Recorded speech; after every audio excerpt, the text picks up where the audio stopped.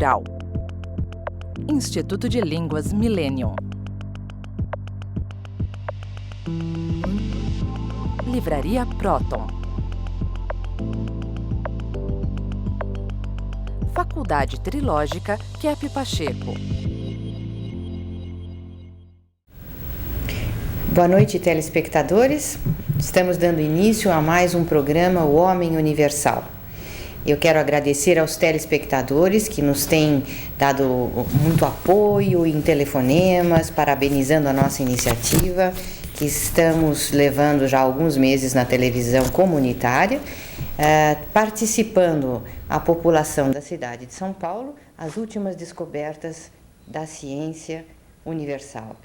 Dr. Kepp, o senhor gostaria de citar especialmente alguma ouvinte, alguma telespectadora? Parece que tem uma fã do nosso programa.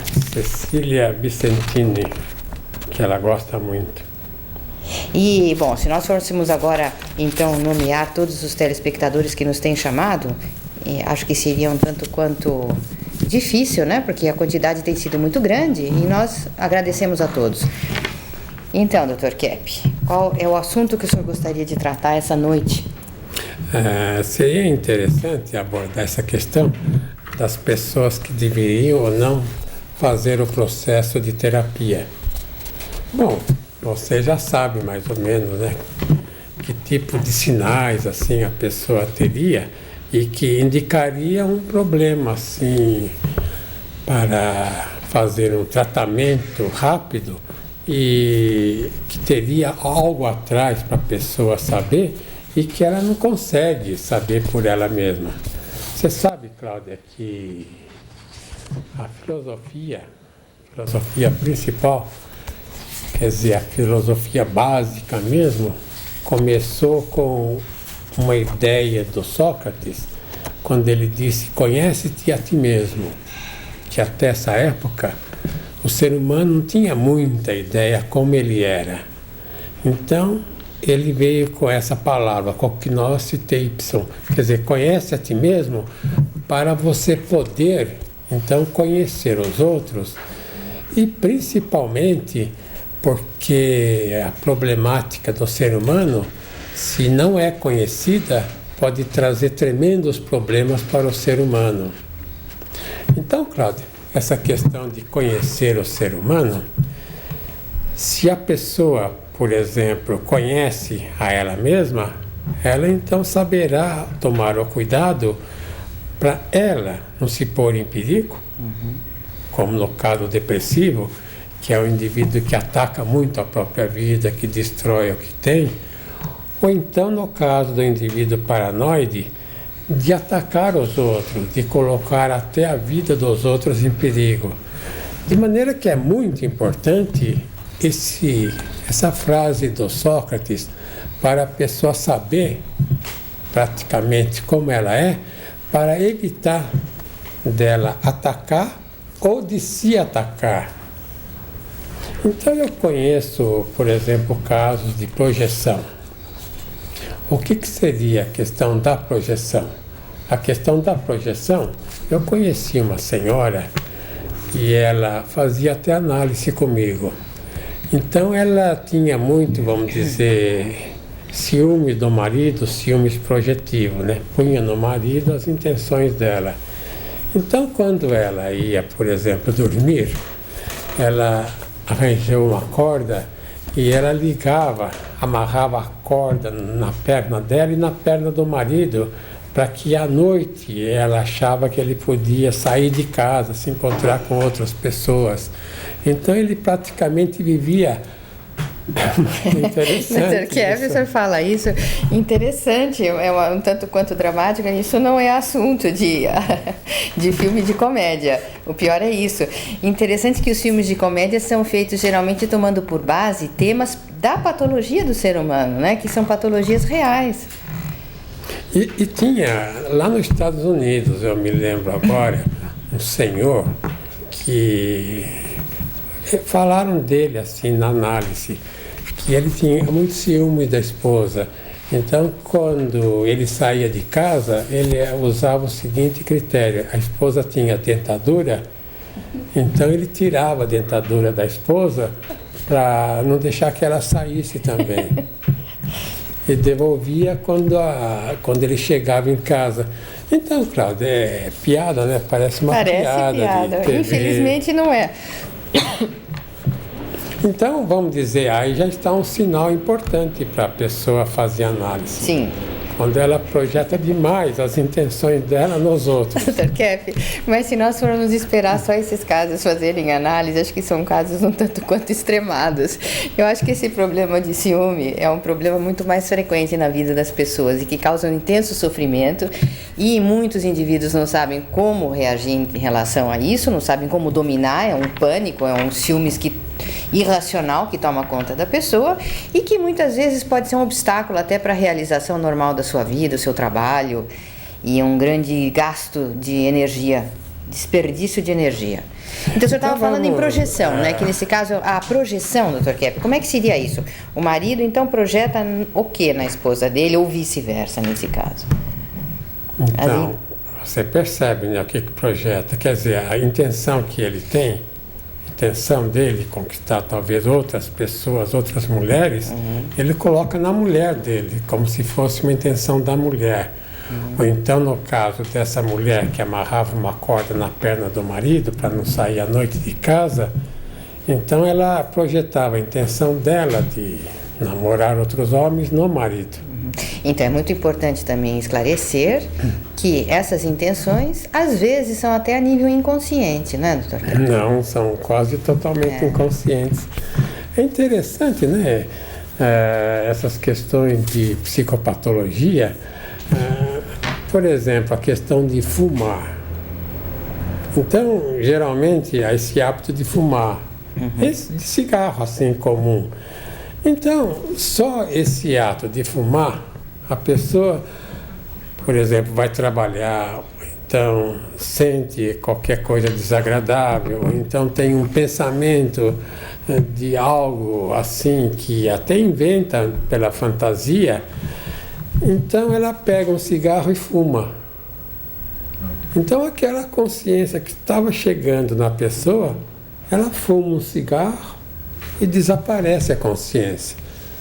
Então vamos dizer, a pessoa que não deixa o cigarro, que é viciada, bom, cigarro, droga, né? É pior ainda. Ou então mesmo a bebida é pior ainda. São pessoas que não querem ver o que se passa dentro dela. Dr. Kepp, as gordinhas que têm excesso de peso, é muito comum acontecer de numa situação de frustração, depressivas, levaram fora do namorado, elas se consolam com uma caixa de bombons. Geralmente a mulher entra, né, numa confeitaria e come doce. E o homem, quando tem essa frustração, ele vai beber, né? Exato. Interessante isso. Então é uma maneira de fugir da frustração através da bebida ou através dos doces. Agora, outra questão, né, que a pessoa deveria fazer análise e não tomar tanto medicamento, questão da pessoa obesa, como você falou, pessoa que engorda muito. Agora, é interessante um fato, né? Não existe pessoa nenhuma que coma, vamos dizer, o razoável, coma pouco, que fique gorda. Então, geralmente a pessoa obesa é a pessoa que come bastante. Então vai no médico endocrinologista, né, no caso, por exemplo, da mulher. Então, geralmente toma medicamentos à base de hormônios, e hormônios masculinos. Então, enquanto está tomando esse hormônio, a pessoa emagrece. Mas depois, como ela é angustiada, uma pessoa não consegue enfrentar o problema, ela volta a comer bastante, e talvez até mais ainda, então engorda mais ainda. Até o ponto que nos Estados Unidos são 100 milhões de pessoas excessivamente obesas, por causa da civilização que eles têm lá. Então, Dr. Kepp, o senhor não acredita que, no caso de uma pessoa que busca satisfação através desses recursos, sensoriais, de bebida, de sexo, ou mesmo da vida afetiva, arranjar um companheiro. Não são pessoas que têm, assim, uma problemática interna, um certo vazio interior que não foi descoberto, que não foi conscientizado, uma insatisfação existencial mais profunda e que a pessoa ainda tem isso a nível inconsciente? Você falou em questão de sexo, né? É interessante essa questão, porque para Melanie Klein foi uma discípula de Freud, que foi para Londres e lá fundou uma sociedade kleiniana de psicanálise. E foi ela que abordou muito a questão da inveja. E nesse caso, a Melanie Klein, ela diz o seguinte, que o indivíduo normal, né?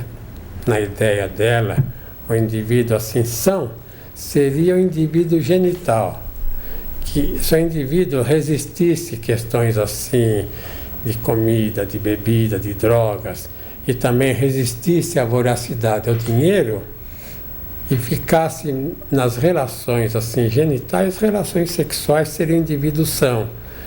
E nós sabemos que as pessoas mais dadas a isso, ao sexo, são geralmente erotômanas, assim, que têm mania de erotismo, as ninfômanas que têm mania também de erotismo sexual feminino. Então, Dr. Kepp, se o problema não está na genitalidade, não está na vida afetiva, vamos ver no próximo bloco quais são as verdadeiras raízes da neurose. Até já.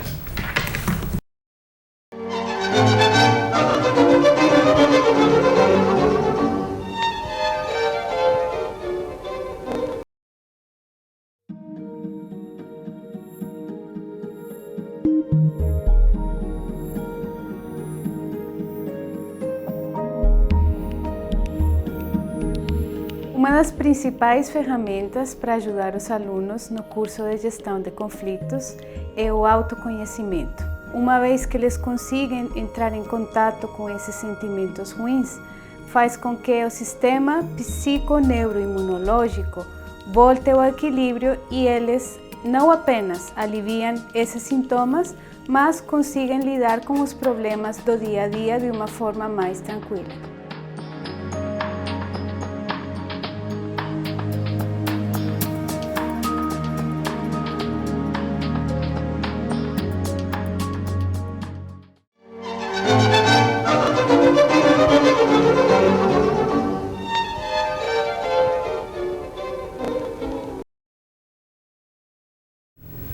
Então, de retorno ao nosso programa dessa noite, eu gostaria então de dar continuidade a esse assunto que nós estávamos tratando, Dr. Kepp, a respeito da causa das neuroses e da necessidade que a pessoa tem ou não de procurar uma psicoterapia. E foi mencionado no bloco anterior essa ânsia que a pessoa tem, essa ânsia interior, uma insatisfação, um nervosismo, que ela busca aplacar através de comida, de sexo, de drogas, ou de bebida, ou de cigarro. E pelo que eu tenho notado, Dr. Kepp, nas suas últimas explicações, o senhor está dando muita ênfase à problemática metafísica da questão do bem e do mal, que estaria aí, então, a raiz da patologia do ser humano. E isso seria uma coisa que, então, entra a nível existencial da pessoa e a nível até da essência do ser humano, né? A nível da sua essência, a nível da sua existência. Ele como ser humano, como ser, e também como ele vive na vida prática, no dia a dia. O Freud, né, ele escreveu um livro, O Futuro de uma Ilusão. Nesse livro ele deu a seguinte ideia, que foi até necessário criar um método assim de psicoterapia, que ele chamou de psicanálise, veja a ideia dele, desde que as religiões perderam a sua força. Então, isso interpretando do nosso modo, que nós somos assim, vamos dizer, espiritualizados, nós temos assim espiritualidade, religiosidade, então nós podemos ver da seguinte maneira, que o Freud, ele era um indivíduo absolutamente genial.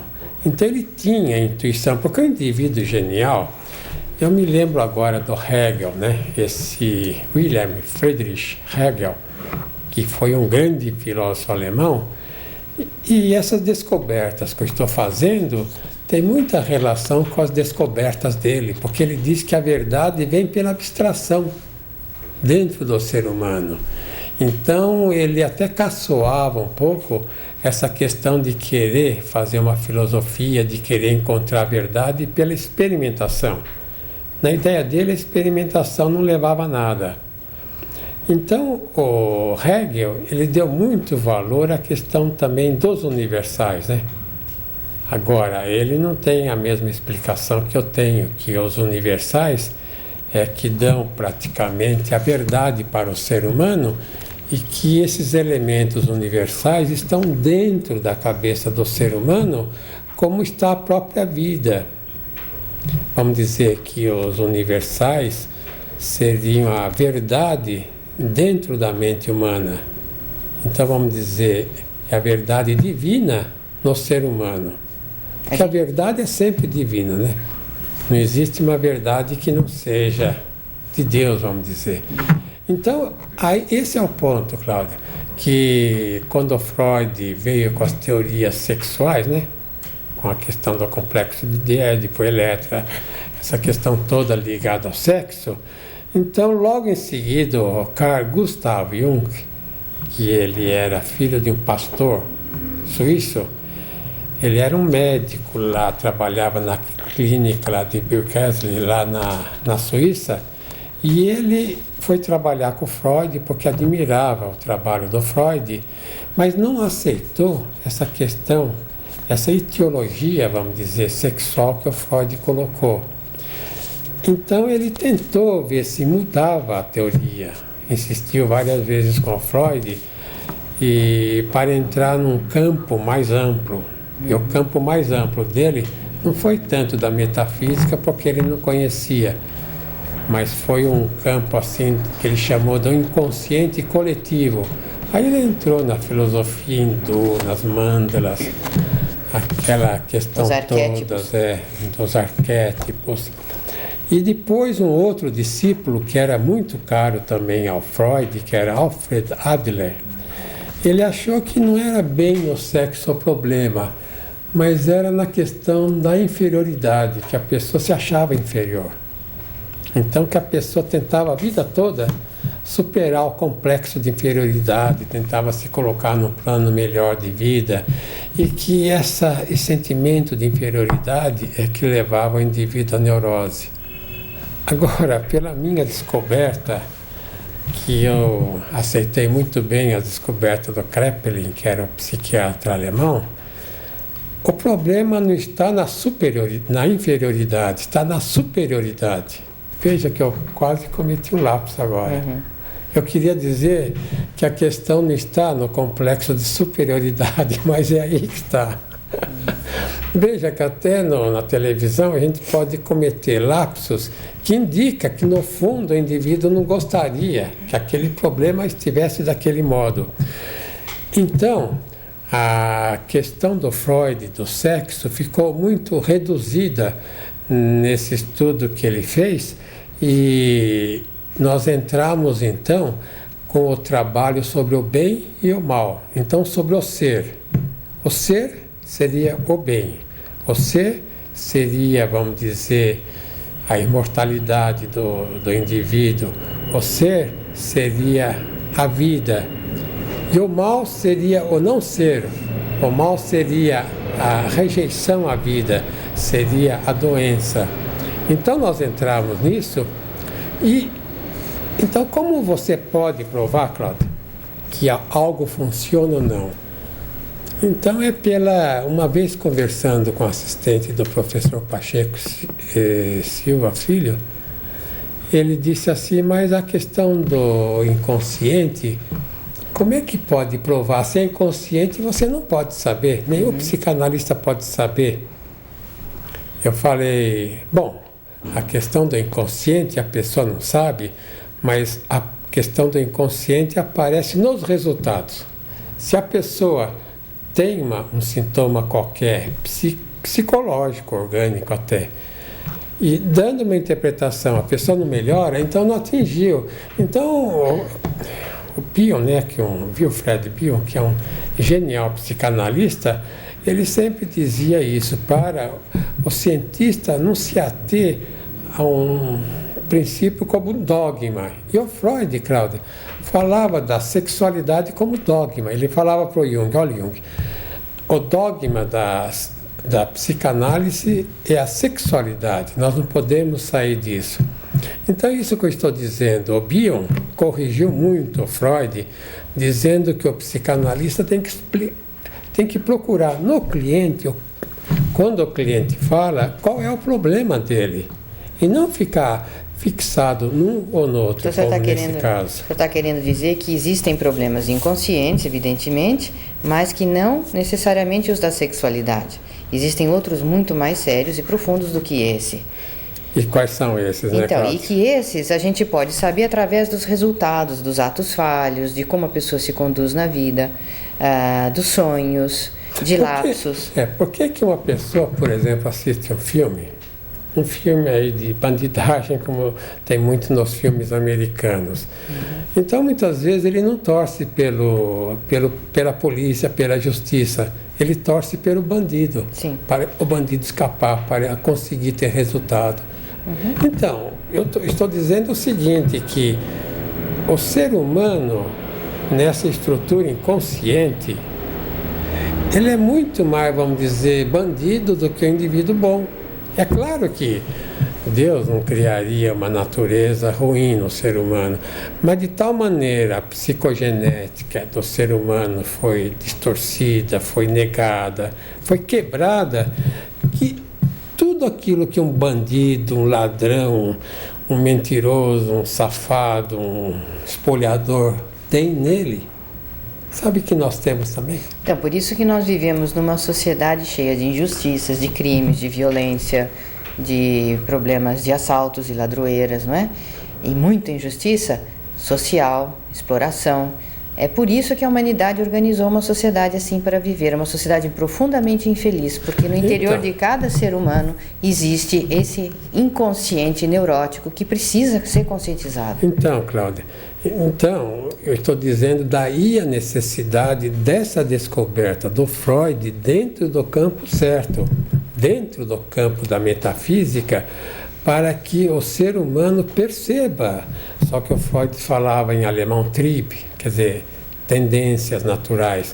E de uma certa forma ficou uma tendência já psicogenética na pessoa. Então o indivíduo vai fazer análise não porque ele quer também sarar de uma doença, ele tem uma neurose, ele não consegue viver em paz. E olha, Cláudia, sabe que sara mesmo.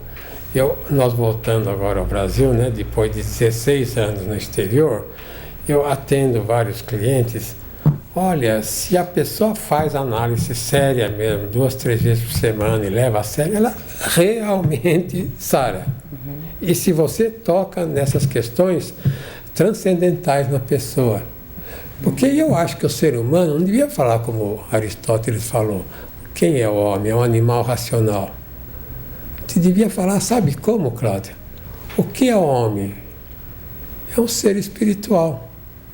Ou então é um espírito, não no sentido assim fanático que muitos falam, mas o ser humano é uma energética espiritual. Espírito? Mas como espiritual? Tem aqui a matéria, aqui carne, como? Mas porque tudo isso aqui está num movimento muito grande e faz parte dessa energética toda. Então retornaremos no próximo bloco para continuar com o nosso programa O Homem Universal. Até já.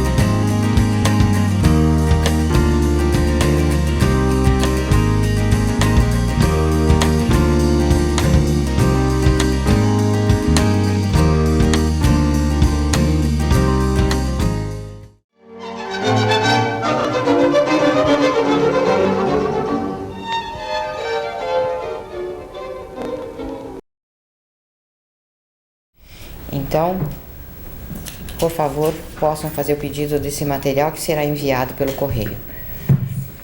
Dr. Kepp, nós estávamos conversando a respeito da neurose, da relação dos problemas neuróticos e a vida transcendente do indivíduo, essa questão do espírito. Então, a gente não iria separar a vida psíquica, a mente do espírito, porque tem muita gente que diz, bom, o homem é feito de corpo, mente e espírito.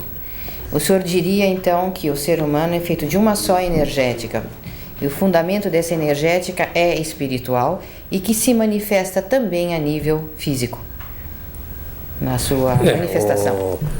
A mesma ideia, vamos dizer, da metafísica, assim, tradicional, não da metafísica aristotélica, porque ele também criou, o Platão já havia criado, né, a dialética, e o Hegel também viveu na dialética, corpo e alma, dois elementos, e o Aristóteles continuou através do hilemorfismo, que é morfé, é forma, e o corpo.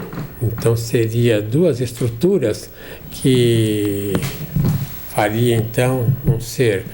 Então eu quero dizer, Cláudia, que a questão da ciência moderna, ela é ainda muito medieval, porque a ciência, ela não fica no elemento essencial, ela não fica na essência, no elemento assim, energético básico. Por exemplo, a física tem nome de física, né?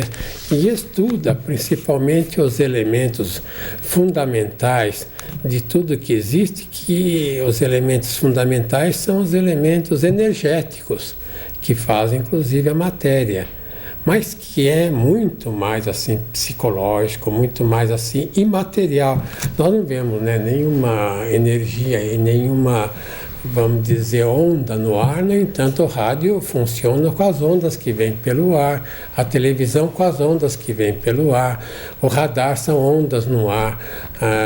Todo esse sistema é através de ondas que são imateriais praticamente, que o aparelho pega. De maneira que não só a física moderna, mas a ciência moderna é extremamente medieval, porque fica em dogmas, como o Freud falando, né, o dogma do sexo. Então obriga o indivíduo a entender aquilo como se fosse um dogma.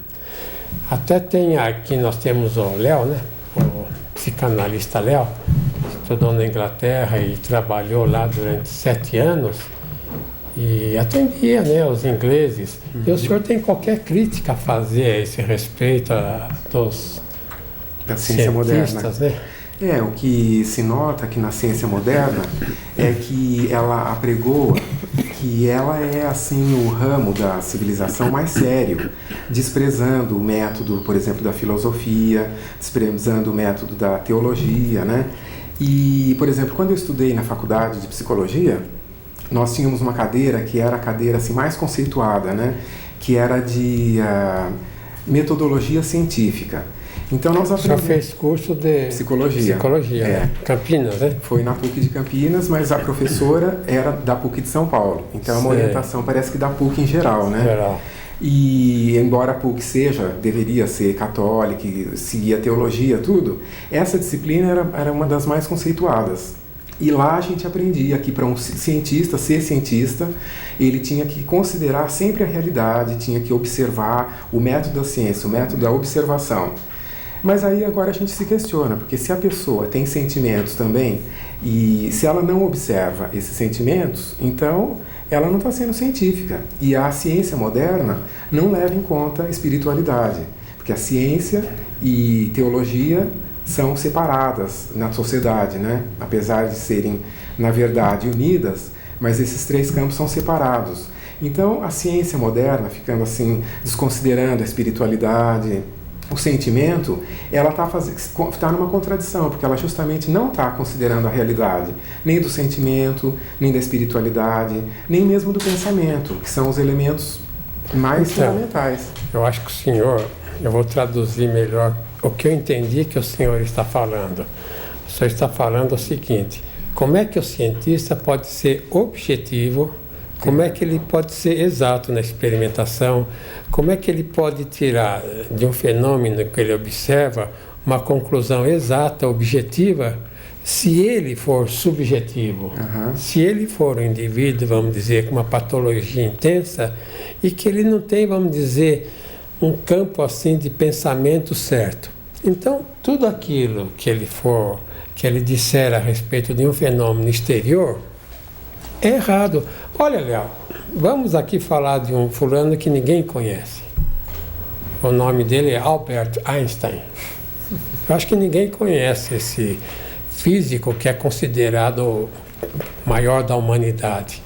Ele, como ele tinha uma formação nesse setor metafísico restrita, ele colocou aquela fórmula mc2² a respeito da energia como se tirasse a energia da matéria. Por quê? Porque ele tinha, vamos dizer, uma deficiência na formação metafísica. Ele só estudou a física e os elementos assim experimentais que outros físicos conheciam e que eram baseados também nessa questão de a gente pode falar até um chutômetro. Uma opinião, né? É uma opinião, uma doxa, como falavam os gregos. Uma ideia que não era, vamos dizer, essencial. É uma simples ideia, uma hipótese aí sem importância. A gente vê que na ciência atualmente existem assim muitas opiniões, né, Dr. Kelly? Os cientistas vão tirando conclusões em cima de hipóteses que não são comprovadas. Uma bem comum é o evolucionismo, né?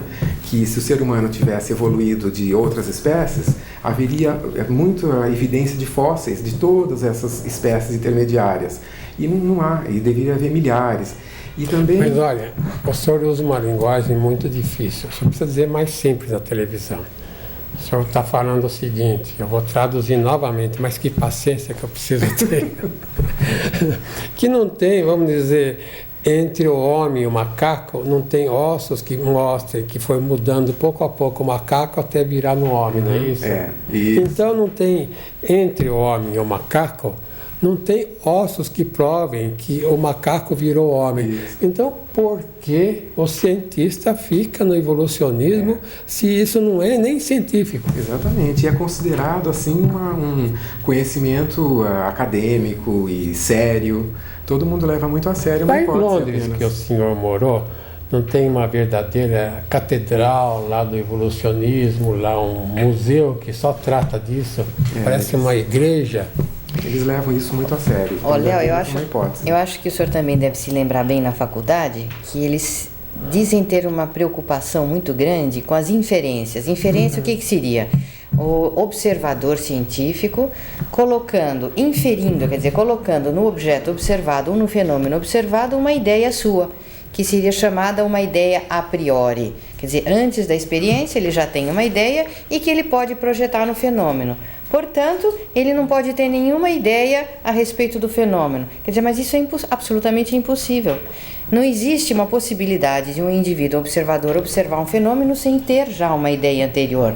Agora, o problema é que os cientistas não querem observar essas ideias que estão no interior do ser humano para poder selecionar o que são ideias patológicas do que são ideias realistas, ideias verdadeiras ou esses universais que o senhor fez referência que existem na filosofia. Cláudia, eu também vou traduzir você que não está dizendo exatamente para o pessoal entender.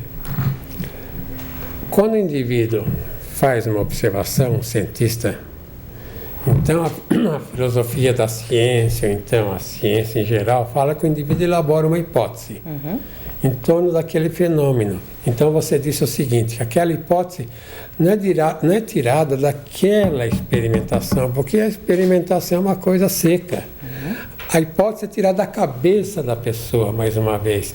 Então, nunca a hipótese é tirada, vamos dizer, do fato em si.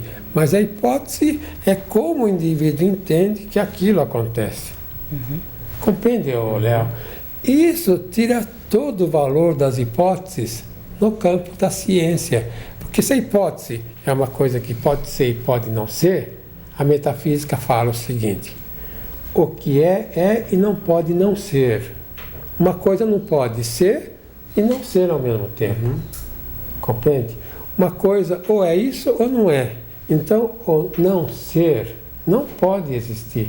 Somente o ser. O não ser seria a negação ao ser. Então, agora nós vamos pedir, Dr. Kepp, vamos traduzir isso, essa questão.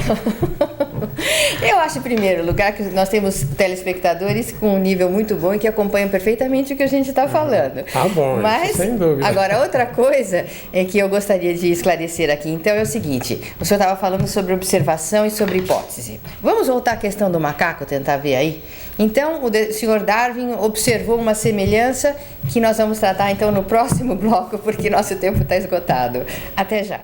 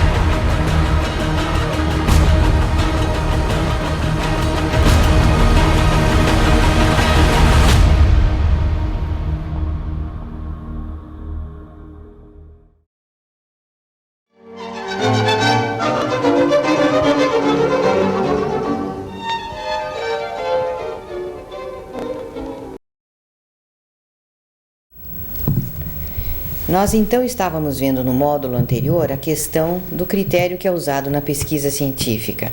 Como e até que ponto a mente do cientista interfere nas conclusões que ele tira a respeito de uma observação, de uma experiência, de um fenômeno. E nós estávamos conversando aqui, o Léo Lima, o Dr. Kepp, que, por exemplo, no caso do Darwin, ele, observando o macaco e o ser humano, ele inferiu, quer dizer, ele tirou uma hipótese da cabeça dele que o macaco seria o elo, nossos ancestrais seriam esses primatas. Quer dizer, isso poderia ser considerado, Dr. Kepp, uma inferência nesse caso, porque não existia nenhuma prova, absolutamente não se encontrou até hoje nenhuma prova de que haja essa ideia evolucionista. Agora, nós também estávamos discutindo aqui, né, Léo, que todas as hipóteses saem da cabeça do ser humano, tanto as certas como as erradas. Então, qual que é o critério, né, que a gente deve usar para saber do cientista se ele está colocando no fenômeno, projetando uma ideia da mente dele que está errada, ou se ele está tirando uma conclusão certa baseada nesses universais anteriores à sua observação? Eu acho que a ciência, esse deveria ser o verdadeiro papel da ciência, né? Verificar essas hipóteses, essas ideias que ocorrem à mente da pessoa quando ele está observando um fenômeno.